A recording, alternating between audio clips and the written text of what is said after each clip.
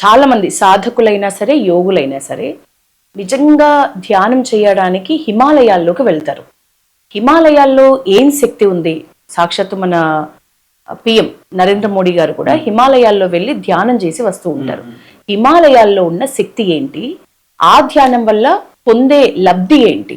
ఇప్పుడు హిమాలయాలు ఇక్కడ భారతదేశం మొత్తం మనం తీసుకుందాం పిక్చర్, భౌగోళికంగా జియోగ్రఫికల్ గా తీసుకుంటే హిమాలయాల్లో ఉన్నటువంటి డిస్టర్బెన్స్ కానీ పొల్యూషన్ కానీ తక్కువ కంపేర్ టు ఇక్కడ వరకు. హైదరాబాద్ నుంచి హిమాలయ తీసుకుందాం, మనకి అన్నిందుకు మనకి మనం ఉన్నది మూసీ నది పక్కన. సో హుస్సేన్ సాగర్ మూసీ నది తీసుకుంటే మనం ఉన్నది దత్తి దగ్గర ఉన్నాం అనమాట, అంటే ఒక గట్టల దగ్గర ఉన్నాం మనం.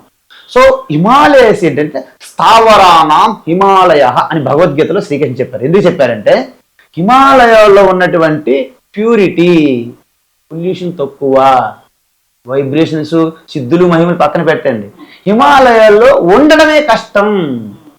మేము యాక్చువల్గా హిమాలయ లోపలికి చాలా వరకు వెళ్ళాను అనమాట. తపోవనం అంటారు. It is the most peak level, very difficult to trek and staying is very difficult. అక్కడ నేను 2-3 టైమ్స్ వెళ్ళా. అక్కడ నా చెల్లికి వచ్చిన తర్వాత వాళ్ళు అడిగారు, మీరు అక్కడ సంధ్యావనం చేయడానికి ఇక్కడ నీరు కూడా ఉంటుంది, నీరు ఎక్కడ? నీరు ఉండదు.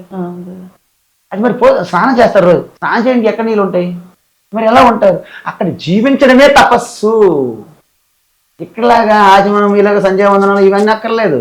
ఆ ప్రాంతంలో మీరు ఉండడమే తపస్సు అనమాట. అంటే మీకు ఇంక ఆలోచనలు రావు.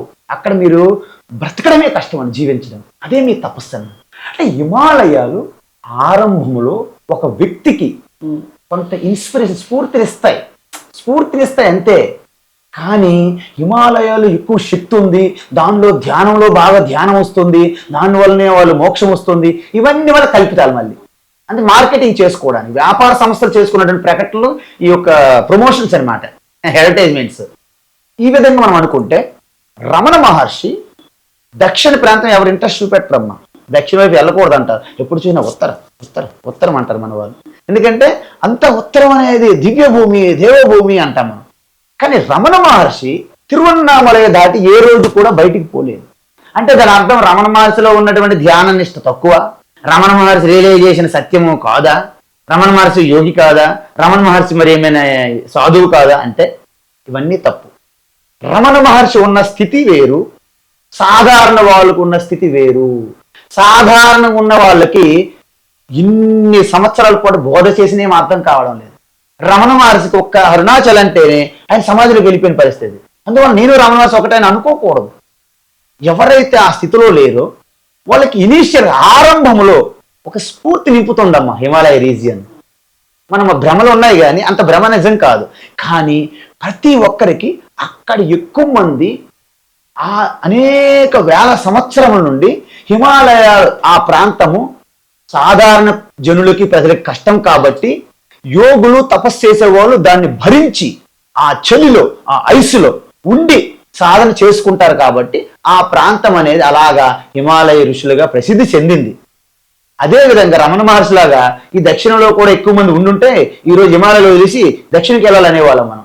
అంటే ఇది ఒక రకమైన భ్రమ ఉంటుంది జనరల్గా. అందుకే మనం భ్రమలో బ్రతికేస్తుంటాం. ఒకసారి ఫ్లైట్ క్రాష్ అయింది అనుకోండి, మనం ఫ్లైట్లో వెళ్ళొద్దు అనుకుంటాం 10 రోజుల వరకు. వెళ్ళకపోతే అవుతుందా? బస్సు యాక్సిడెంట్, బస్సు ఎక్కకూడదు అనుకుంటాం. ఇది నిజమా? కాదు, భయము, భ్రమ.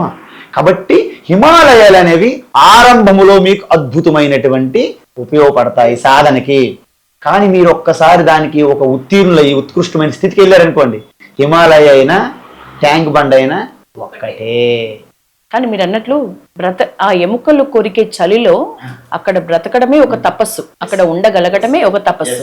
నేను 4-5 సంవత్సరాలు ఉత్తరకాశీలో ఉన్నాను. డిసెంబర్లో night time -3, -4 degree centigrade minus. Imagine, ఎలాగ మీరు ఊహించుకోండి. సో డిఫికల్ట్ అనమాట. దానికి కావాల్సిన ఎక్విప్మెంట్లు, డ్రెస్సులు అన్ని వెరైటీ ఉంటాయి.